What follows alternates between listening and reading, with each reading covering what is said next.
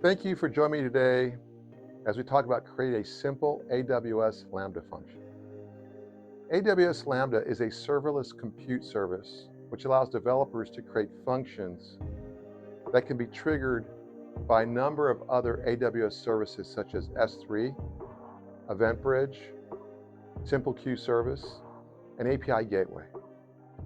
In this AWS tutorial, we will create a Lambda function and invoke it manually via the AWS console.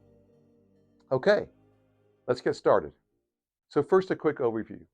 First, we're going to create and run a Lambda function. Next, we're going to look at how you can manage your tests for your Lambda. Third, we'll review configuration. Fourth, we'll review monitoring and logging. And last, we'll share some best practices with Lambda functions. So go ahead and log into your AWS console and navigate over to your AWS Lambda homepage. Click Functions, and you'll see a summary of all the Lambda functions you've created. If this is the first time you're creating a Lambda function, this will be empty. From here, we're going to author from scratch. Go ahead and give your Lambda function a name, and I've selected Python 3.8 as my personal runtime preference. From here, click Create Function. Now you'll see that AWS has created default Lambda for us with default boilerplate code.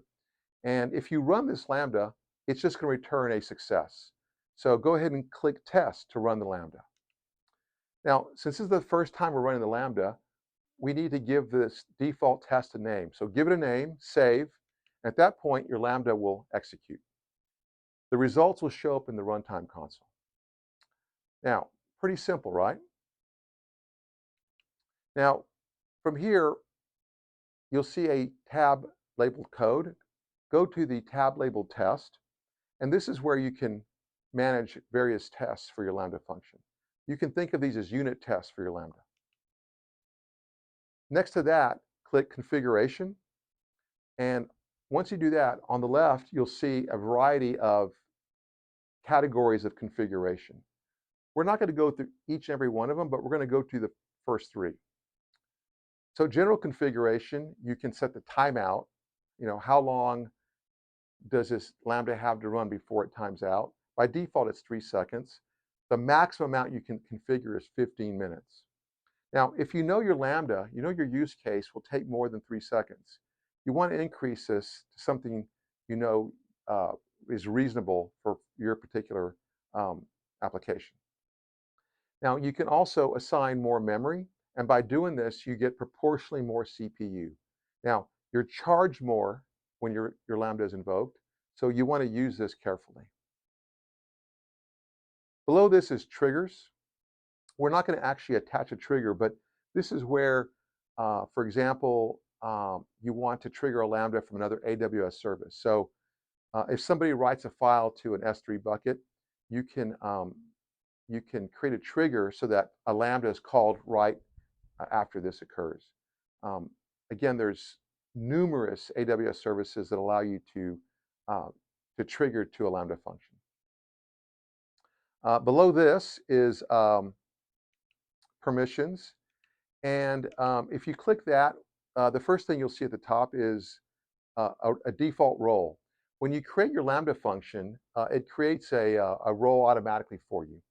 And if you click into that role, you go over to AWS IAM, and you'll go to that specific role's homepage.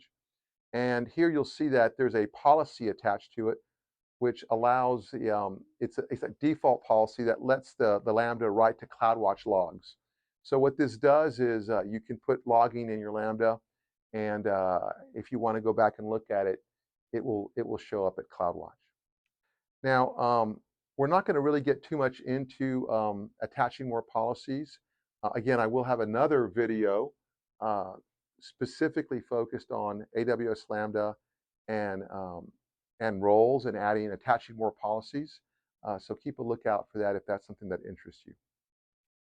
Now, the next thing we want to do is cover monitoring and logging.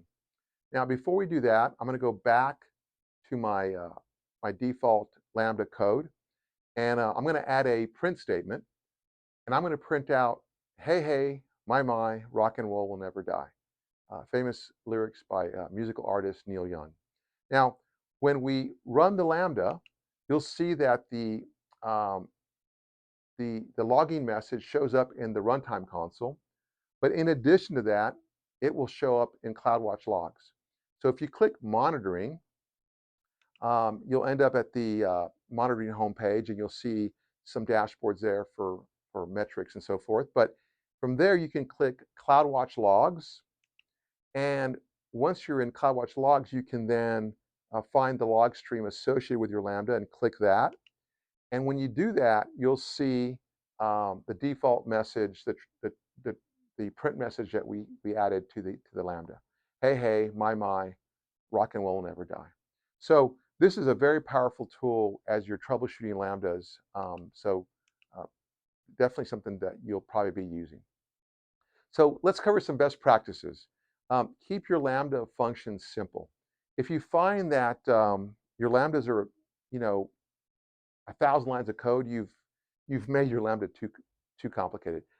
Take the logic, and you can split it up into multiple Lambdas. Lambdas should be as simple as possible. In addition to that, the entry point to your Lambda function is the Lambda handler function. Put your Lambda in a separate Python function within the Lambda, so that your Lambda handler just calls your logic. That's a good practice. Don't hard code passwords or other sensitive data into your Lambda. Instead, use a secrets manager. And in AWS, that's AWS Secrets Manager. Within the context of Lambdas, avoid recursion. Don't have your Lambda call itself. This could result in a really high volume of Lambda calls and give you some unexpected costs that you didn't. Make your Lambdas idempotent. Implement the logic so your Lambdas can easily handle duplicates. So thank you for watching. All the videos I've referenced, you can find links to in the YouTube description. I invite you to browse my channel, and if you see other videos of interest, I encourage you to watch.